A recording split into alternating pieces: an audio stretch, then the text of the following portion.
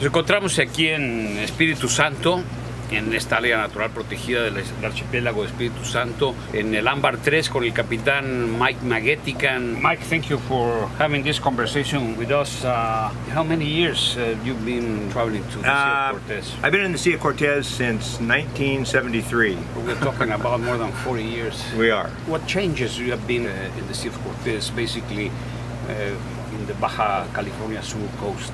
In the last 20 years, probably the biggest changes came in the reef fisheries along this coast between Loreto and Cabo Pomo.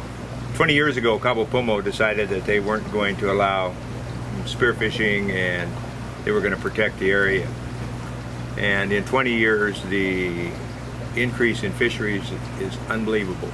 There are more fish now in Cabo Pomo than there was when I was diving in 1974. But in the other national marine parks, like Loreto and here in Espiritu Santos, just the opposite has happened. While increases in Cabo Pomo, there's been tremendous decreases in the fisheries here. And that's primarily because of pistoleros and encerradores. They started 20 years ago, and at one point, 15 years ago, they were taking 30 to 40 tons of reef fish a night. And that's what has happened to Espiritu Santos. Even after it became a marine park, you saw continuing declines in the fisheries to where 2 years ago, there were literally no parrotfish, no pargo dientón, no cabrilla. So in the last year, there's been a strong movement called Espiritu Santos, as parte de Haití, to change that, to put a vigilance plan in place that would stop the illegal fishing at night. And like you're here today, we're all here to take a look and see after 6 months, is there any changes that have happened? And absolutely, there's no question. So we know that this island is improving because of the vigilance and because of people being aware, people starting to realize that they got the most beautiful island archipelago in all the Sea of Cortez. There's nothing like this. When I got here 40 years ago, this time of year in May and June, the ocean would be boiling with small tuna. There were tuna everywhere, there were birds everywhere. Now you look around, none of that exists anymore. So I feel that this is going to be the next Cabo Pomo. There's no question the fish are coming back, and if the people in the town care about this island and there's vigilance, the authorities are doing more and more. ROC has a vigilance program out here. What is ROC?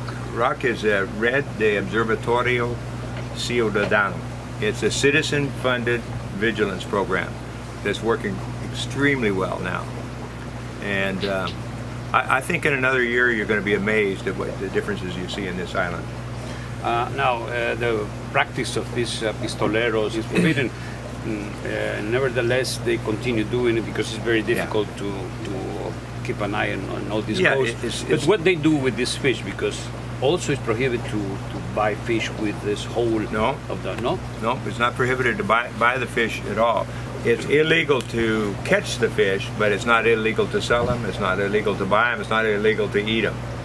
But so really, it's the townspeople. If they care about these reefs, they make a conscious decision on their own to say, listen, I don't need parrotfish. The reefs need the parrotfish more than I do. And the reefs on this island will never recover if there aren't parrotfish. So it's not enough the laws. It's the people, the community has to be involved. Has to be involved. They're being involved right now. All the restaurants in La Paz no longer sell parrotfish, but because there is a campaign, no? Right, there's a campaign. The Espiritu Santos as parte de Haití campaign is definitely working. The restaurants are behind it. Mega, Chedraui, and Walmart don't sell parrotfish anymore, and you're definitely seeing more parrotfish out here, right? I mean, it's a sea change. What is the importance of the parrotfish? Parrotfish is the one fish that cleans the reef. If you don't have parrotfish, then your reefs look like these did 2 years ago, where they're just algae-covered rocks. They look like there's a layer of mud and algae on them. And the parrotfish eat that, and when the parrotfish clean off the reefs, the soft corals come back and start to grow. So if you want them back, you're going to have to leave the parrotfish alone. I know there has to be another Cabo Pomo soon, or there's no future at all for the Sea of Cortez. Some of the problems, without a doubt, are the fleet, the commercial fleets for shrimps. From Sinaloa, we took all the fish and they throw it away because they're just looking for shrimps. Trawl nets. What do you think about this? Well, I mean, it's a disaster.